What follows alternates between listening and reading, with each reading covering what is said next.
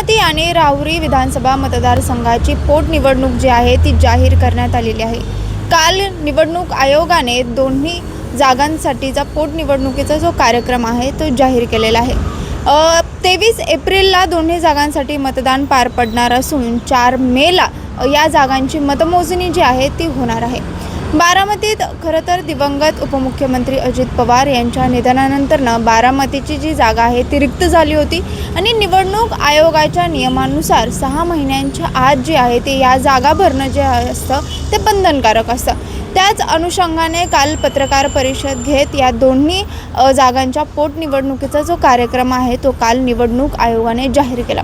आता यानंतर साहजिकच एक प्रश्न उपस्थित होतो, तो म्हणजे ही बारामतीची पोटनिवडणूक आहे ती बिनविरोध होणार की नाही।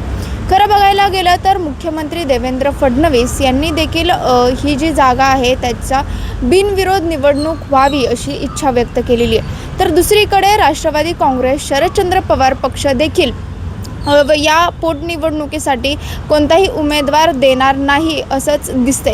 खरं तर विधानसभेच्या वेळी उपमुख्यमंत्री अजित पवार यांच्या विरोधात युगेंद्र पवार जे आहेत ते उभे राहिले होते, मात्र यावेळेस पोटनिवडणुकीसाठी शरदचंद्र पवार पक्ष जो आहे राष्ट्रवादीचा तो कुठेतरी उमेदवार देणार नाही असंच निश्चित झालेलं आहे। तर दुसरीकडे महाविकास आघाडीतील जे इतर घटक पक्ष आहेत ते देखील पोटनिवडणूक लढण्यासाठी कुठेतरी इच्छुक नाही आहेत अशीच शक्यता निर्माण होती किंवा असंच कुठेतरी एक चित्र जे आहे ते पाहायला मिळते।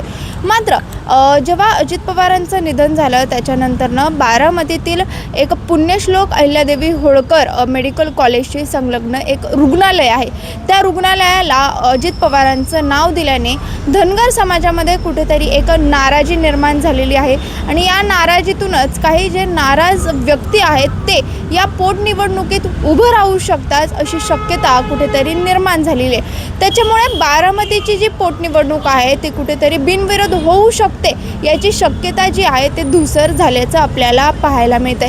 त्याच्यामुळे एकंदरीतच आता या समाजाशी कोणी मनधरणी करते का, जे उभे राहतील त्यांचं कोणी मनधरणी करते का हे पाहणं महत्त्वाचं असेल। तसंच आता जे आता अर्ज भरण्याची प्रक्रिया असेल त्यावेळेस नेमकं काय होतं, कोण उभं राहतं, अपक्ष जे असतील त्यांच्या भूमिकेकडे देखील या सगळ्यात लक्ष राहील। त्याच्यामुळे 23 एप्रिलला बारामतीची पोटनिवडणुकीचा कार्यक्रम जाहीर झाला आहे, तसंच 4 मेला मतमोजणी होणार आहे। त्यामुळे आता बारामतीची जी पोटनिवडणूक आहे ती कशी होते, कारण सुनेत्रा पवार जे आहेत ती ही निवडणूक लढवणार आहेत हे जवळपास निश्चित झालेलं आहे। त्याच्यामुळे त्यांच्या विरोधात कोण उभं राहतं की बिनविरोध होते हे पाहणं महत्त्वाचं असेल। शिवानी लकडे, टाइम्स ऑफ महाराष्ट्र, पुणे।